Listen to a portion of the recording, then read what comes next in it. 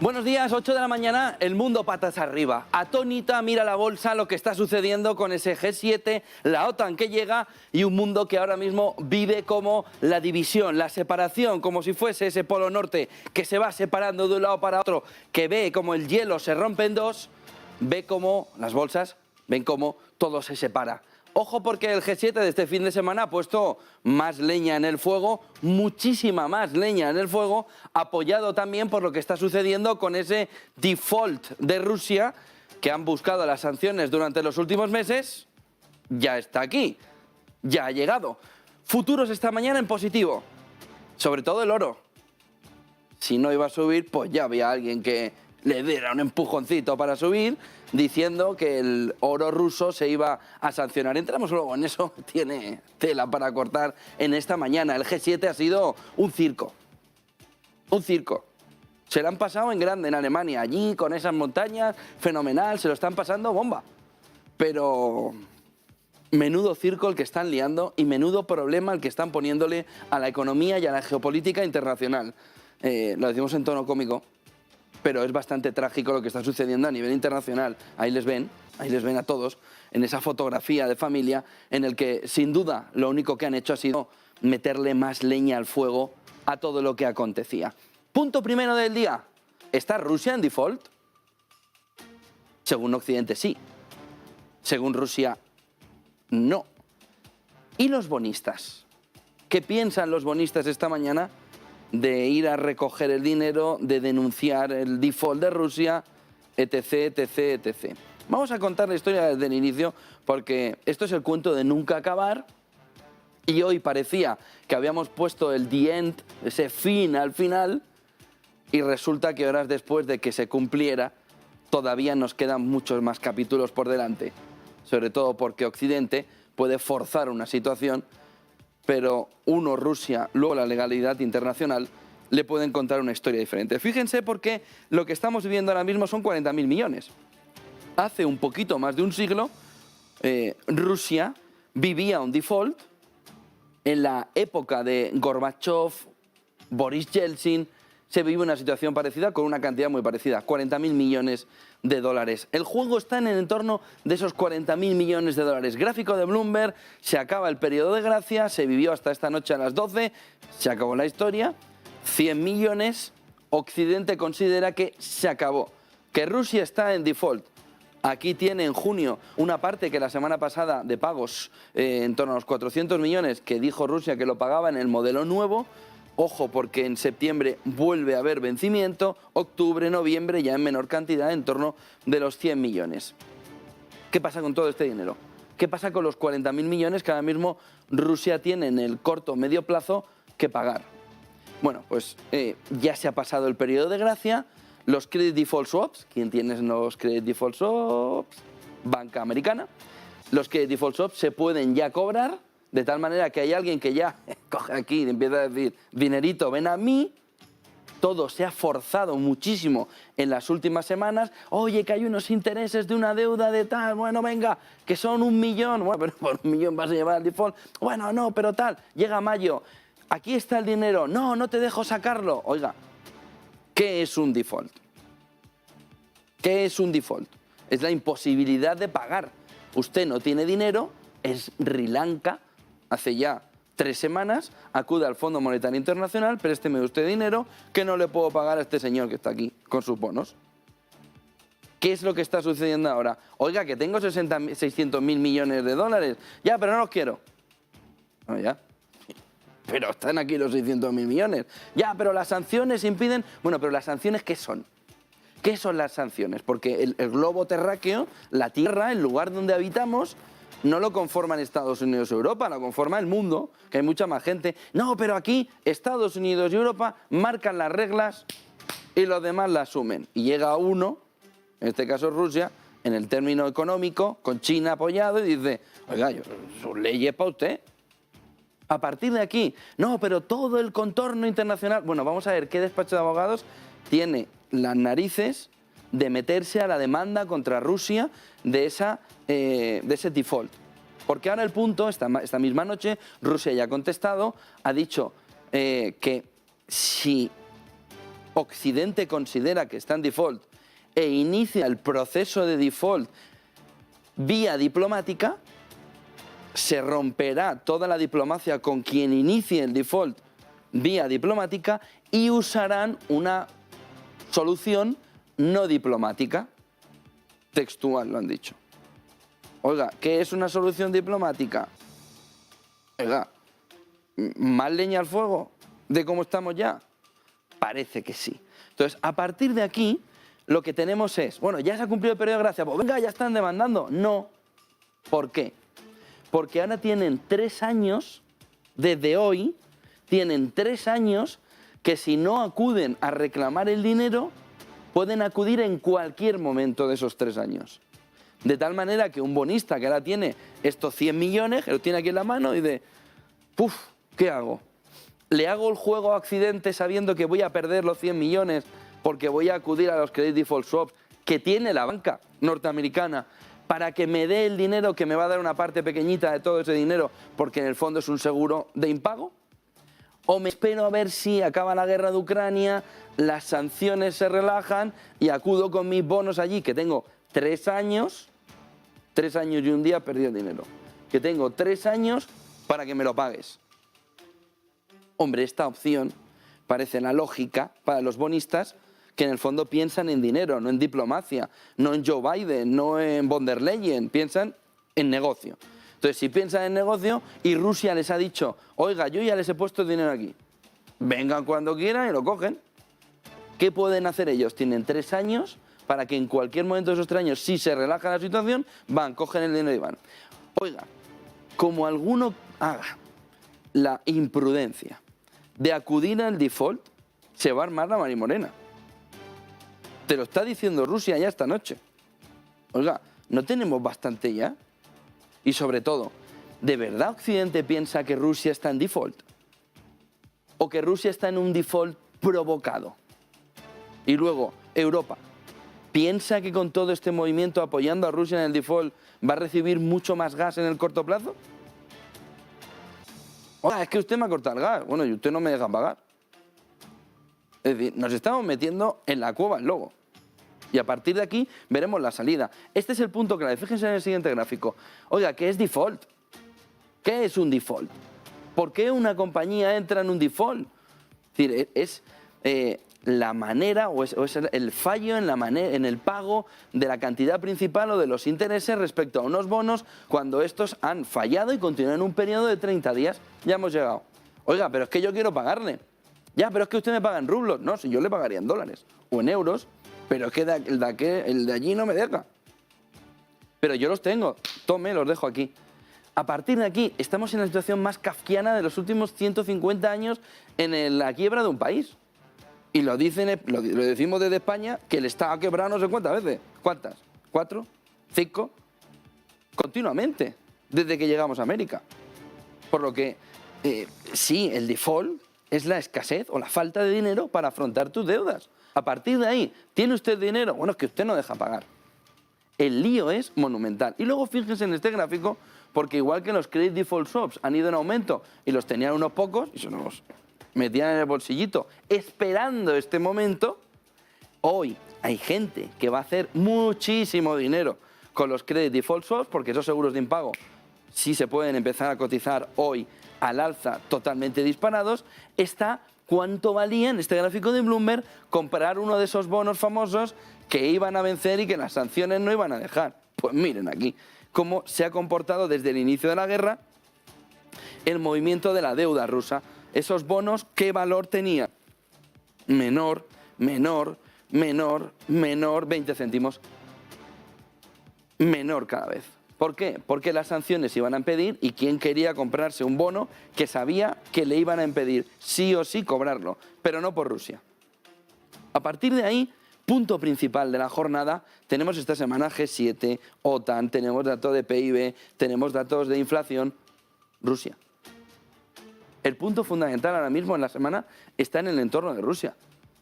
Ya está el default en marcha por parte de Occidente, ya está la respuesta de Rusia. Como me muevas diplomáticamente el default, se acabó la relación diplomática. Lo han dicho esta noche, hace 7 horas. se acabó la relación diplomática y a partir de ahí os contestaremos de otra manera. Bueno, escalada de tensión es poco lo que ha habido desde las 12 de la noche. Escalada de tensión es poco. 5 claves del día. Este default de Rusia va a marcar la agenda, va a poner todo patas arriba, sobre todo dependiendo de la respuesta, pero el G7 ayer con ese borrador ha subido 50 peldaños la tensión. Se reunieron todos para dar una respuesta con el punto de mira en China y en Rusia. Sancionar a los rusos, topar el precio del petróleo de Rusia e infraestructuras en Asia. Bueno, ya tenemos el borrador encima de la mesa. Empezaron por el tema de las infraestructuras. Asia se está haciendo muy fuerte en intentar crear unas infraestructuras que potencie al mundo emergente y que le permita crecer económicamente gracias a unas infraestructuras que les interconecte y que les conecte con China. Y ahí aparece ayer la Unión Europea, aparece ayer Estados Unidos, aparece ayer el conjunto del G7 y dice, no, China no se puede convertir en hegemónico en los países emergentes. ¿Y qué es lo que hace? Plantea un plan, solo Europa está planteando más de 300.000 millones de euros para crear un plan de infraestructuras a nivel global que a los países emergentes les convierta en parte de globalización de Occidente. ¿Qué es lo que se busca? Los dos bloques, los emergentes en medio, los dos tirando de la cuerda a ver por dónde van. Ya tiene mucho trabajado China. China lleva años y años de ventaja en ese plan de infraestructuras, sobre todo en África, sobre todo en América del Sur, claro, y sobre todo en Asia, en el Indo-Pacífico, intentando alinear esos intereses de los antiguos BRICS, de esos emergentes, que se pongan a su lado para intentar crear un bloque aquí, Rusia y China, que tenga como contrapoder a Estados Unidos y a Europa, también a los emergentes. ¿Qué es lo que hizo ayer el G7? Decir que nanay, que ponen todo el dinero que sea necesario. Sancionar el oro ruso. Bueno, esto es... A ver, pero no está todo sancionado de Rusia ya. ¿Cómo llegan ayer los del G7 a decir está sancionado el oro ruso? Pero el oro ruso no estaba sancionado. Pero no está sancionado todo lo ruso con la excepción del gas ahora mismo. ¿Pero esto qué es? ¿Pero qué bebieron ayer en el G7? El oro ruso ya está sancionado. Ya no se puede. Y luego, es una medida a la galería. Hoy sube el oro un 0,5. No, porque van a sancionar el oro ruso. ¿Pero qué me estás contando? Pues si el oro ruso ya estaba sancionado. Es decir, ahora resulta que tú puedes irte con tus dólares a Rusia y vas allí a la estafeta y le dices, dame todo el oro que puedas. Pues si no se puede. Pero, ¿cómo que sancionar el oro ruso? No es una solución. Ya está. Ya se ha sancionado. Está en los 287.433 paquetes de sanciones o cosas que has sancionado en los 6 paquetes de sanciones. Pero si has sancionado todo, menos el gas que te interesa tenerlo. Y el petróleo últimamente y así de aquella manera. Pero si ya lo has sancionado. No, porque lo puedo comprar a través de Suiza, no sé qué. ¿Me estás contando? Es decir, que eso es una afección a Rusia. Sí. Bueno, esta noche hay informes e informes de analistas que dicen, pero si no tiene ninguna afección que se... ¿Pero qué más da? ¿Qué sanciones a los rusos? Ni que fuera petróleo. No, esto es súper importante el G7. Sancionar el oro ruso es clave para las arcas públicas rusas. ¿Pero cuánto dinero gana Rusia vendiendo el oro? Si lo que gana dinero es vendiéndote el petróleo. Y el gas, que no quieres que te lo corte. Cuando te cortan el 40% te puedes temblar. Pero el oro... Bueno, y sobre todo, pero si ya lo tienes sancionado, ¿para qué lo vuelves a sacar? No, vamos a sancionar el oro ruso. Uno figura del G7. Solo falta Sánchez. Topar el precio del petróleo de Rusia. Pero si lo estás sancionando todo, ¿qué más te da al precio al que esté? Sí te da. Ah, que te da. Luego lo explicamos en unos gráficos, justo después de las claves. Pero si ya has sancionado todo, ¿ustedes se imaginan que ahora en Europa, los 27, se tienen que volver a reunir para echar para atrás el 6º paquete de sanciones que han tardado 1 mes y medio en aprobar? Porque ahora ya no se sanciona, ahora se topa el precio. Oiga, pero ustedes están de broma. Pero ustedes no ven el desastre económico que hay montado. Y ustedes están ahí. Venga, vamos, que nos reunimos en Alemania. Venga, ahora ya no sancionamos, ahora topamos. Son muy listos. Claro que sí, ahora queréis topar. ¿Por qué? Pues porque veis que el petróleo se está yendo con descuento a otras partes del mundo y que tu inflación está desbocada. ¿Y qué haces? Quieres el mismo precio que los chinos y los indios. Quieres que igual que a China e India se le vende con un 35 dólares de descuento y están padeciendo menos la inflación que tú, ¿quieres que te vendan al mismo precio? Pues, hombre, si ya has sancionado... No, pero es que Rusia no me va a vender a 35 dólares de descuento, pues le voy a topar el petróleo. Bueno, pues no te venderá.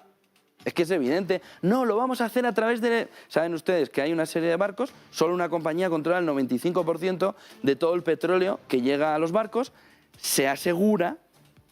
Entonces, esa compañía es la que Occidente quiere que tope el precio del petróleo que entra en los barcos, vayan a donde vayan, se les ponga unos aranceles y esos aranceles se le dan a Ucrania. Esta es la jugada. Hay una sola compañía, tiene el 95% de todo el tránsito, es decir, que más o menos lo tienes todo el petróleo que llega a Rusia, que lo mete en barcos, esa compañía fija un tope del precio, mete unos aranceles y reparte el dinero a Occidente. Vamos a ver si la compañía quiere entrar a la fiesta esta que le están proponiendo, deben estar gozando todo el fin de semana, y de repente esos aranceles se mandan a Ucrania para ayudar a Zelensky, para ayudar a Ucrania en la guerra de Rusia, ¿no? En la invasión de Rusia. Entonces, a partir de ahí, tienes que esta empresa quiera y luego tienes que Gazprom puede hacer lo que quiera, pero sobre todo que Putin puede coger el oleoducto y decir, corta, al barco no llega. Y se acabó la historia.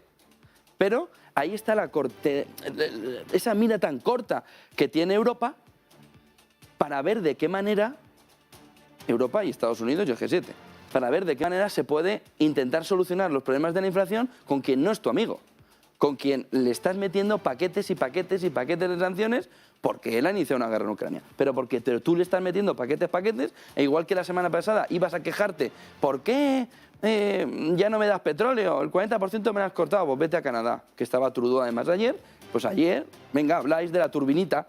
Oye, ¿y de qué manera con la turbina me la devuelve? ¿Me la das? ¿Me la traes? Oye, ¿cómo te la pago? No, se la tiene que pagar Putin. Ah, vale. ¿Y cómo la instalamos? Pues vete a convencer a Putin, siéntate en la mesa a 5 kilómetros de distancia, como Macron, y empieza a contarle que quieres poner la turbina. Claro. 8:17. La OTAN, cumbre clave en Madrid, se va a decidir aumentar la presencia militar cerca de Rusia. Vamos, venga. Más leña al fuego. Y la entrada de Finlandia y Suecia. Reunión de la OTAN que va a ser tela. No solo porque va a ser imposible moverse por Madrid, sino por todo lo que se va a empezar a decidir en la OTAN, sobre todo esa presencia militar histórica. España, para ver que tiene bien asumido los principios de la OTAN, pues esos militares que no les gustaba ver en las ferias de empleo de la FP, pues han comprado para esos militares 20 Eurofighters. 2.000 milloncitos, un 1% de inflación, toma, 2.000 millones. 20 Eurofighters, a 100 millones el Eurofighter, estos mismos que no querían ver en la feria de empleo de la FIRA, oiga, que no estén los militares en la feria de la FP, no vaya a ser que haya algún chaval que se meta a militar. Pues estos mismos, 2.000 milloncitos, 100 millones, 20 Eurofighters, ya está. Llegar a la cumbre de la OTAN con medallitas. Mire, 20 Eurofighters, ¿y a quién se los has comprado? Bueno, las medidas de Sánchez y las que no han querido contarles se lo vamos a contar enseguida. 6 subidas que el presidente prefirió no contar. Y la explicación clara el pasado sábado de lo que pasa en España a nivel económico. Miren, que es que no saben contar, que es que no saben sumar, que es que no lo aprendieron. Lo van a ver enseguida. Es que Sánchez nos contó una milonga hasta el punto que no sabía ni contar cuánto de verdad había subido el IPC. Lo van a ver ahora. Es que no sabe contar. Es que no le han enseñado a sumar. Es que estamos en el lío porque tenemos un gobierno que no sabe sumar. No que nos tergiversa. No, que no sabe sumar. Y lo van a ver enseguida. Es un espectáculo. Golpe de gracia al cambio climático. ¿Dónde queda ahora la sostenibilidad? Bueno, pues otro de los puntos del borrador del G7, que ya les digo que han estado disfrutando el fin de semana, lo llevaba Europa, era que no hubiera, hace un año se tomó por parte del G7 la decisión de que no hubiera inversiones en lo que se considera no es sostenible. Carbón, nuclear, todo eso estaba parado. Y el G7 había decidido que no entraban inversiones extranjeras en proyectos, nuevas plantas nucleares, carbón, etc. Bueno, pues en el borrador está que se echa para atrás la medida, a petición de Europa. Ayer salió Biden diciendo no se puede dar ni un solo paso atrás en los objetivos de 2030, el PIN, y tampoco en la descarbonización de 2050. Pero si estáis aprobando echar para atrás las inversiones. Es decir, lo que está aprobando hoy el G7 es dar un paso atrás para que sí haya inversiones en nuevas plantas nucleares y en nuevos proyectos de carbón. Entonces, ¿qué hacemos con la sostenibilidad? ¿Dónde queda ahora la sostenibilidad? Otro de los puntos clave del momento. Entender la cumbre del G7 si quiere ir adelante apoyando un cambio, todo el proceso para evitar el cambio climático, o prefiere dar un paso atrás, defender sobre todo inflación, crecimiento, por la guerra de Ucrania, para poder defenderse, dejar unos años de stand-by todo el proceso de cambio. ¿Cuántos años? Lo que dure la presión de precios. Ojo, porque el movimiento del G7 y lo que pueda salir de ese orador va a marcar mucho esas inversiones que estaban ya yendo en una gran cantidad para intentar el cambio hacia un modelo más sostenible. Pero Europa ha llegado y ha dado un paso atrás. Y ha dicho, no. Vamos a intentar que sí haya inversiones en proyectos nuclear, carbón, que aunque sean más sucios, nos permitan sobrellevar la situación. Vamos, que Occidente se ha dado cuenta, Europa en concreto, que no puede sobrevivir con un mix ahora mismo todavía sostenible porque no dan suficiente capacidad de esas fuentes limpias. Y esta es la gran pregunta que le está haciendo la banca privada norteamericana este fin de semana. ¿Estamos en recesión o vamos camino de una gran recesión? Miren, hay varios informes que dicen que cada 65, 75 años las generaciones que entran en ese tiempo viven 2 recesiones y una gran depresión. Desde 1950, todos los que hayan nacido a partir de ahí no han vivido una gran depresión y acaban de vivir 2 recesiones. Por lo que marcan los informes es hasta qué punto no nos estamos adentrando en una gran depresión. Y estamos mirando a la recesión como un elemento o uno de los daños más importantes que podemos tener, pero estamos muy lejos. Lo importante sería, según esos analistas esta mañana, que se intente no entrar en una gran depresión. Miren, la gran depresión la anunció Robert Habeck el viernes en Alemania. Es el ministro de Finanzas. Dijo, nos adentramos en un momento de cierres de compañías, de aumento del paro, de despidos masivos, si no se consigue una alternativa al gas ruso. De ahí que los informes que han empezado a llegar desde el fin de semana recogen a Habeck, al ministro de Finanzas alemán, y buscan la manera en la que sí o no estamos en una recesión o en el inicio de una gran depresión, que es muy distinto y que tiene una afección completamente distinta. Fin de semana en el que escuchamos, por ejemplo, a Ursula von der Leyen ayer diciendo la cantidad de dinero que va a poner Europa para ese plan, esa necesidad de recoger a los países emergentes y ponerlos cerca de Europa. Fíjense. Is mobilizing 300 billion euros till 2027 over the next 7 years from both public and private sources. 300 billion euros for sustainable quality infrastructure and also for health infrastructure. Investments that are transparent and that improve everyday lives and bring real benefit for the communities on the ground. Global Gateway is fully at work, and we're listening closely to the recipient countries so that we can better understand their needs and deliver the biggest impact. Pues ahí está ese plan, Europa ayudando ahí, apoyando en ese plan junto al G7 para emergentes. Pero ¿cuál es la clave fundamental del petróleo y de ese tope? ¿Por qué Europa y el G7 en su conjunto tiene envidia de quien está cobrando más barato o comprando más barato el precio del petróleo? Fíjense en este gráfico que nos marca de Bloomberg cómo esto es Asia y cómo ha crecido sobre todo desde febrero la cantidad de petróleo que recibe, mientras que Europa ha ido manteniendo, a pesar de todas las palabras de que se reduce, pero fíjense cómo se está reduciendo, pero el aumento de Asia a un precio más barato. ¿Qué es lo que más el unknown? Este famoso que no sabemos dónde va porque los barcos desconectan y entregan. Bueno, ¿cuál es el problema para Occidente? El problema para Occidente es que hay alguien que está comprando $35 más barato y que le está haciendo dumping, es decir, está compitiendo con ellos, pagando por las fuentes de energía menos que Occidente, por lo tanto, Occidente está perdiendo competitividad. ¿Qué es lo que quiere hacer de aquí la Unión Europea? Y lo que quiere hacer el G7, perdón. Lo que quiere hacer el G7 aquí es topar el precio para que tanto estos como estos,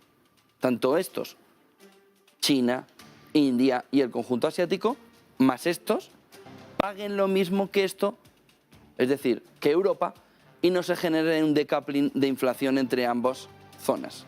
De tal manera que lo que se busca es topar el precio, que se pague eso y los aranceles vayan a Ucrania. Jugada maestra si la pudieras hacer de verdad. Pero aunque topen y aunque metan ese carrier por en medio, que es la aseguradora que tiene que coger ese 95% que cargan los barcos y fijen un tope del precio, como les decíamos antes, este que manda el petróleo aquí, que se llama Rusia, es el que tiene la última palabra. ¿Lo metes en el barco o no? ¿A ese precio o no? Y ya ha dicho que no.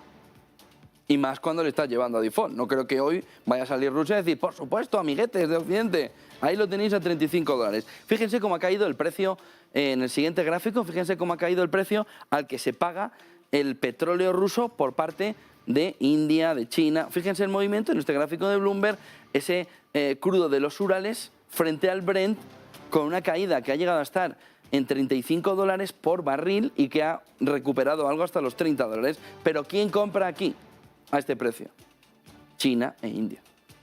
De tal manera que lo que tenemos es un movimiento en el que Europa y sobre todo el G7 no quiere un aumento inflacionario si otra parte del mundo, precisamente los que están en el otro bloque, no tienen un aumento de la inflación.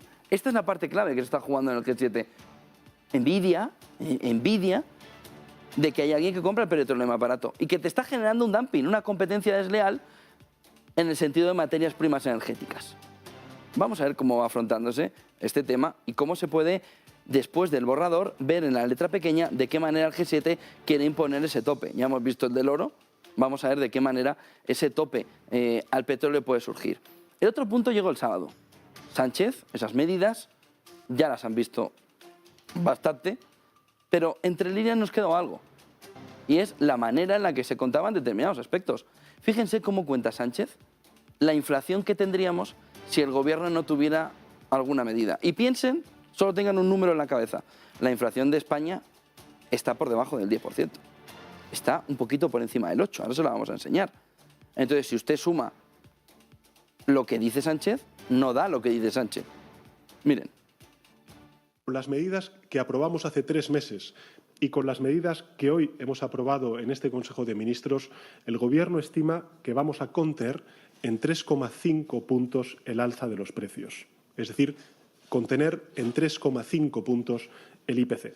Dicho de otro modo, si estas medidas de inflación no existieran, no se pusieran en marcha, esa inflación sería 3,5 puntos superior a la actual. Estaríamos hablando, por tanto, de inflaciones cercanas a los 14 o los 15 puntos. ¿Cómo que a los 14 puntos? ¿Cómo que al 14%? Este es el problema principal de nuestra clase política, es que no sabe sumar. Empezando por el presidente del gobierno. ¿Cómo que 14% de inflación? Pero si estamos en 8,7 más 3,5, 14. 8,7 más 3,5 Sánchez, 14. ¿Este es el problema principal? Ya no es que se mienta, es que no se sepa sumar. Porque mentir puede ser una maldad, pero no saber sumar genera o provoca una sensación de inseguridad enorme. 8,7 inflación actual. 8,7. No, más 3,5, según Sánchez, 14. ¿Pero cómo que 8,7 más 3,5, 14? Pero es que te has pulido un punto y pico de inflación hacia ti, de mejora hacia ti. No, si fuera el 14%, nos estarías bajando aquí más de 5 puntos. ¿Cómo que 3,5? Este es el problema fundamental. Estaba pensando aquí. Tampoco. Entonces, oiga, usted no puede salir a la rueda de prensa a mentir descaradamente o a enseñarnos sus debilidades profundas. Que es que usted no aprendió a sumar en el colegio. Pero ¿cómo que 3,5 más 8,7 son 14? Este es el problema fundamental que tenemos en España. Así se hacen las cuentas públicas. Por eso quitan al del INE. Ya lo vieron el viernes en la exclusiva del Confidencial. Oiga, es que los números del PIB no me cuadran. Pues claro que no le cuadran, pero si no sabe sumar, ¿cómo le van a cuadrar? Pero ¿cómo que 8 más 7 más 3,5, Sánchez, es 14? 8 más 7, ¿no le enseñaron a sumar decimales o cómo es esto? 8 más 7 más 3,5, 14, dice Sánchez. Y entonces, claro, todo el mundo echa manos a la cabeza. Gracias, gracias, presidente. Porque no tenemos el 14, tenemos el 8,7. Oiga, aclare esto. Si no estuviese intervenido los 20 céntimos de la gasolina, etc., etc., ¿estaríamos en el 14% de inflación? Porque entonces no es un 3,5. Entonces no es un 3,5. Entonces, ¿cómo está la inflación en España? Real, no la subvencionada, no la anestesiada. Ojo, porque no sabe sumar el presidente del gobierno. No lo sabe. O alguien le ha dado mal los datos. O ya la inflación en España está en el 10,5. La inflación en España está en el 10,5 en lugar del 8,7. Sánchez / Calviño está ya en el 10,5. Porque esto no lo habéis dicho. ¿Para eso queréis quitar al presidente del Instituto Nacional de Estadística? ¿Para colocar al segundo de Escrivá y hacer tejemanejes sabiendo que no sabéis sumar? Oiga, ¿y de quién depende el INE? Pues de usted, sí, ya lo sabemos todos. Pero oiga, por lo menos aprenda a sumar. 8,7 más 3,5, 14. Y luego hay 6 cosas que no contó Sánchez en la rueda de prensa. Vamos a defender, fíjense en el siguiente gráfico. Le hemos escrito la nota que no le escribieron al presidente Sánchez. Oiga, le espera un año horrible a las familias en cuanto al gasto, en cuanto al bolsillo. Y usted no dijo nada en la rueda de prensa, no dijo nada en la rueda de prensa del golpetazo que le va a pegar al bolsillo de las familias. Es que estamos apoyando a las clases medias y trabajadores. En un momento determinado llegó a decir, nosotros, las clases medias, ¿tú, clases medias? Hombre, no tomes el pelo. ¿Qué le espera a las familias? ¿Cuál es la nota a boli que no le pintó Calviño el otro día? Esta. 30 de junio, ya, esta semana. Subida a los autónomos. 3 millones que van a tener que pagar más cuotas. No, se va a retrasar la entrada en vigor. Bueno, me imagino.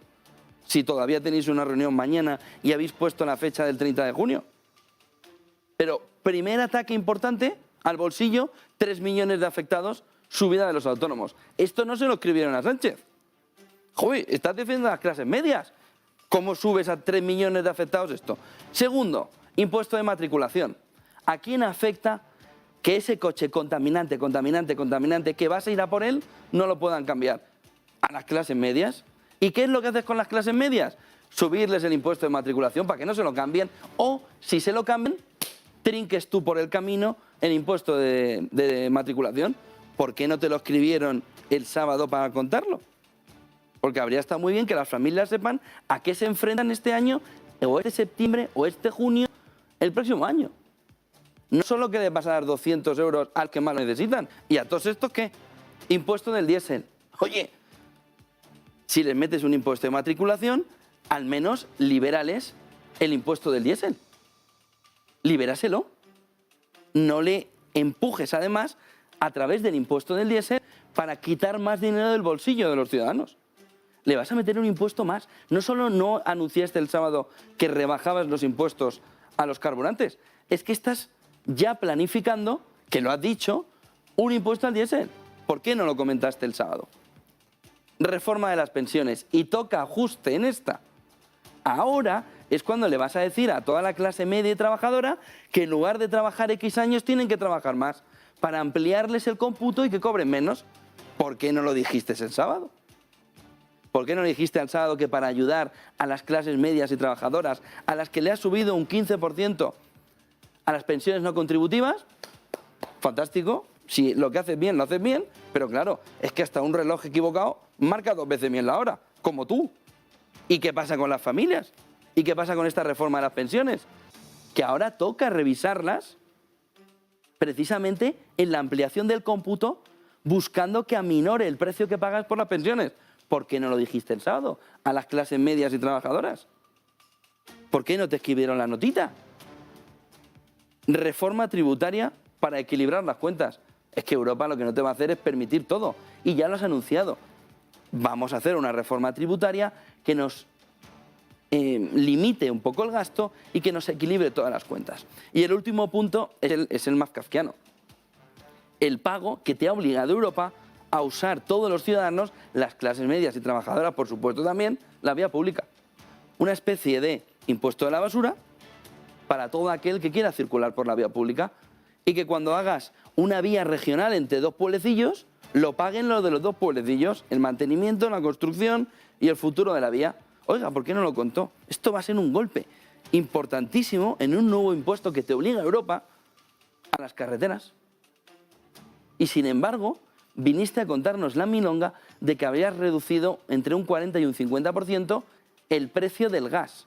Y de soslayo, así como el que no quería la cosa, así a sotoboche, dijiste, mayorista. Claro, no has rebajado un 40 o un 50% el gas. Lo has rebajado en la mayorista, de la que se está aprovechando Francia y Marruecos. Francia y Marruecos, no en la clase media y trabajadora, no el ciudadano que le has rebajado 6 euritos, cuando tenías que haberle rebajado entre 80 y 100. Has rebajado y dijiste el 40 y 50, y dijiste sotoboche, mayorista, para no mentir directamente, que ya es raro, pero lo intentaste. Mayorista. Mayorista no le llega al ciudadano, porque se la llevan los franceses y se la están llevando los marroquíes. No está llegando a la factura de la luz. Oiga, ¿por qué se les olvidó ponerle todo esto al presidente del gobierno? Que le habrían venido muy bien a las familias para planificarse, mejor no gastar. 8:37 de la mañana en Villanueva, mercados alcistas.